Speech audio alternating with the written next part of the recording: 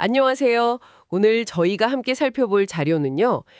이스라엘과 이란 간의 긴장 상황에 대한 최신 소식들입니다. 네, 특히 트럼프 전 미국 대통령이 갑자기 양측 간에 완전하고 전면적인 휴전 합의를 발표하면서 이게 상황이 또 급변하고 있는데요. 네, 그렇죠. 이 발표 배경이라든지 또 각국 입장은 뭔지, 이게 실제로 뭘 의미하는지 제공해 주신 여러 자료들을 보면서 좀 깊이 파헤쳐 보겠습니다. 네, 트럼프 전 대통령이 자신의 SNS에다가 이스라엘과 이란 휴전 합의 소식을 정말 전격적으로 알렸죠. 네, 맞아요. 현지 시각으로 24일 오전 7시부터 휴전 시작이다. 이렇게 시간까지 못 박았고요. 구체적으로요. 네, 이란이 먼저 12시간, 그다음에 이스라엘이 12시간, 이렇게 해서 24시간 뒤에는 전쟁이 공식 종료될 거다. 이런 식으로 설명했습니다. 와, 정말 극적인 발표인데요.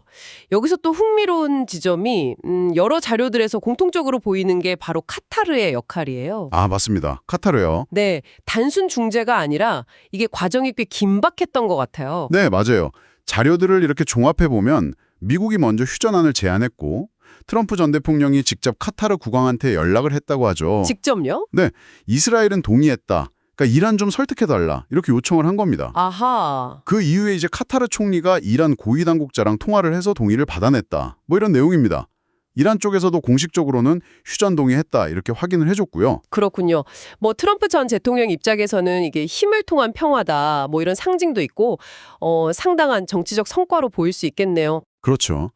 만약 이게 정말 휴전이 잘 이행만 된다면요. 국내외적으로 트럼프의 리더십 이걸 확 보여주는 계기가 될 수 있죠. 네. 힘을 통한 평화를 실현했다. 이런 상징적인 의미도 가져갈 수 있고요.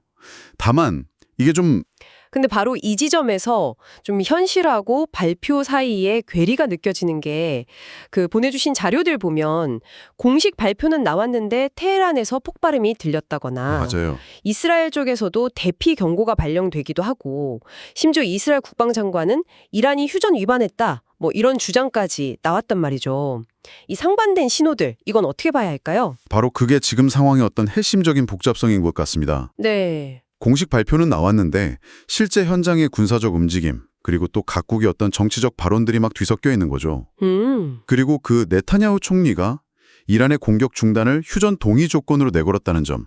이것도 상당히 중요합니다. 아, 조건부였군요. 네, 그러니까 휴전 합의 자체가 처음부터 아주 조건적이고 뭐랄까 좀 깨지기 쉬운 상태에서 출발했다고 볼 수 있는 거죠. 그렇군요. 자료에 나타난 이런 혼란스러운 모습들은 이 합의가 얼마나 불안정한지를 그냥 그대로 보여주는 증거라고 할 수 있겠습니다. 이런 불안정한 휴전 이야기와 맞물려서 자료의 또 다른 한 축은 그 직전의 군사 상황, 특히 이란 핵시설 타격 관련된 거였잖아요. 네, 맞습니다. 이 부분에 대해서도 양측 주장이 좀 엇갈리는 것 같아요.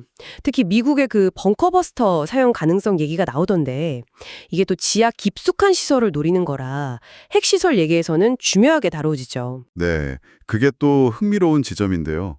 자료들을 이렇게 비교해서 보면 미국 쪽은 핵무기급 우라늄 농축에 쓰이는 원심 분리기 같은 핵심 시설을 효과적으로 타격했다. 이런 기술적인 평가에 좀 초점을 맞추는 경향이 있고요. 네. 반면에 이란 쪽은 피해는 경미하다.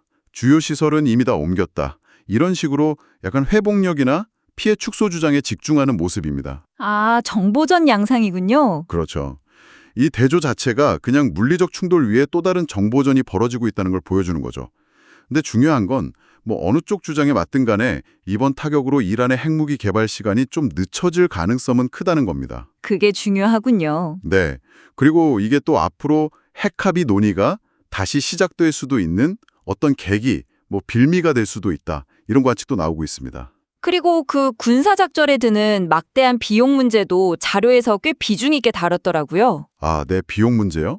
네, 동원된 자산 가치만 해도 수십조 원일 수 있다. 이런 추정부터 B2 포격기 한 번 뜨는데 드는 비용처럼 실제 들어간 비용도 천문학적일 거다. 맞아요. 이것도 어떻게 보면 미국이 전면전을 좀 꺼리는 이유 중 하나가 될 수 있겠네요. 정확합니다.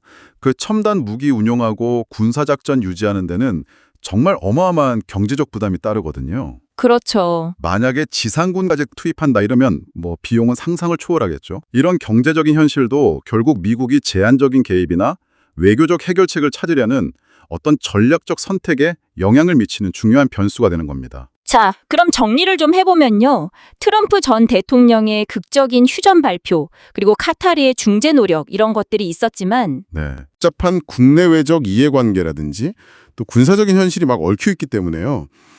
실제 휴전이 잘 이행될지 또 이게 지속될지는 사실 예단하기에는 어렵습니다. 그렇죠. 네. 앞으로 나오는 추가 정보들을 계속 좀 주의 깊게 봐야 할 것 같습니다. 네.